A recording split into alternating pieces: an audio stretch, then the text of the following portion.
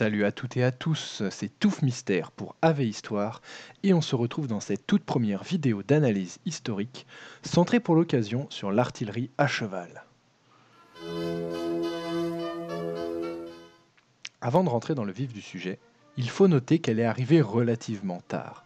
C'est seulement à la fin du XVIIIe siècle qu'elle se popularise et se développe en France, pour ensuite devenir l'une des armes phares de la grande armée de Napoléon. Mais avant d'en arriver là, il est important de nous remettre un petit peu dans le contexte. Nous sommes en 1763.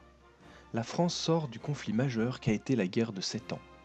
Cette guerre a été globalement un échec pour son armée, qui s'est fait battre sur plusieurs fronts, notamment en Amérique et en Allemagne. S'ensuit alors de profondes refontes de toute l'armée et notamment de l'artillerie. Cette dernière est en effet puissante, mais elle manque cruellement de mobilité, ce qui l'empêche de rivaliser avec ses concurrentes.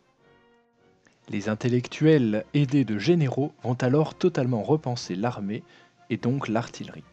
Cette dernière est vue de manière plutôt archaïque par les cadres.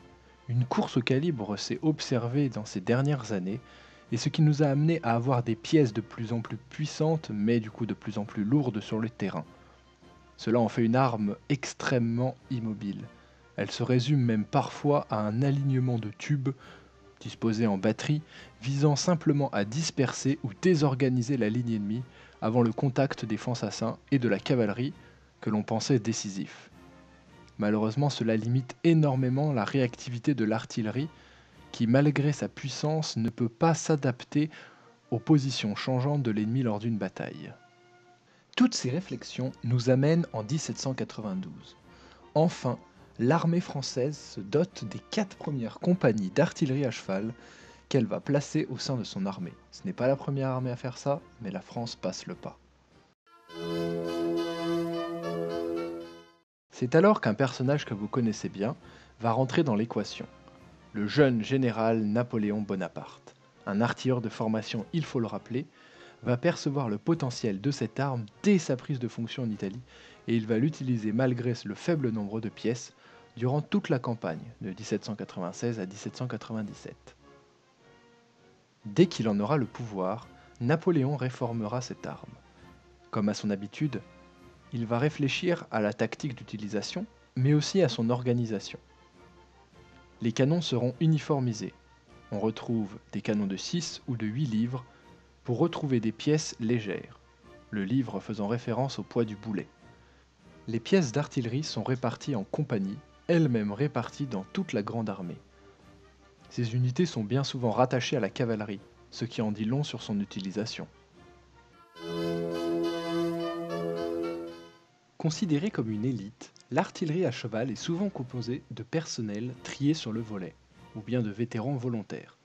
Ce n'est donc pas du tout une arme secondaire. En effet, cette dernière répond parfaitement aux attentes de Napoléon, qui voit la guerre d'artillerie comme une affaire de souplesse et d'utilisation des points faibles ennemis.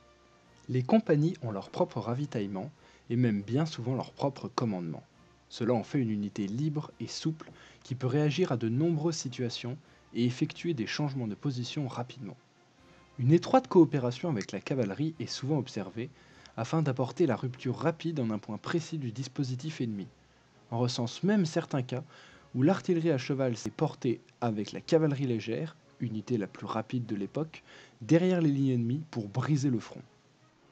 Pour vous prouver son efficacité, Austerlitz est un très bon exemple de coopération interarmes. En effet, une fois le plateau du Pratzen fraîchement conquis par les Français, la cavalerie et l'artillerie montée eurent le temps de s'installer en un temps record sur les hauteurs pour repousser la contre-attaque de la garde russe. Friedland fut, un petit peu plus tard, ce que l'on peut appeler aujourd'hui l'heure de gloire de cette arme. En effet, lors de cette bataille, les canons à cheval avançaient jusqu'à 300 mètres en avant des lignes françaises pour foudroyer à bout portant les lignes russes. L'artillerie pouvait alors suivre l'avancée de l'infanterie facilement et porter le feu de manière terriblement efficace sur les fantassins. Une fois le village clé de Bagration capturé, l'artillerie attelée eut même le temps de s'installer en un temps record dans les rues pour briser la contre-attaque de la garde russe. Oui, encore elle doit avoir une petite dent contre cette arme. On peut donc vite se dire que la force de cette arme réside dans sa capacité à très rapidement se placer de manière optimale, selon la situation, pour apporter la puissance de feu face à la ligne ennemie là où on en a besoin. Avec la chute de Napoléon, son importance diminuera avec celui de la cavalerie. Cependant, l'artillerie à cheval jouera encore un rôle important dans la plupart des conflits du XIXe siècle. Pour ces derniers faits d'armes, nous pouvons mentionner l'artillerie tractée française qui, lors de la Seconde Guerre mondiale, a tenté de ralentir l'avancée des panzers, notamment devant Amiens et Abbeville, en compagnie du colonel de Gaulle, étant les seuls à pouvoir rejoindre à peu près à temps le nouveau front, malheureusement en vain. Par la suite, l'artillerie à cheval est progressivement remplacée par l'artillerie tractée et les canons automoteurs que nous retrouverons aujourd'hui dans toutes les armées modernes. Je vous remercie de votre attention. Si cela vous intéresse, une vidéo dans la continuité de celle-ci sera réalisée sur le jeu vidéo Napoléon Total War. On fera alors un focus sur cette unité dans le jeu, ses qualités, ses faiblesses, comment l'utiliser à son plein potentiel, etc. Bien souvent, un épisode plus historique comme celui-ci sera accompagné d'un épisode plutôt centré sur le jeu vidéo. Libre à vous de visionner ce qui vous touche le plus. Sur ce, que l'histoire soit avec vous.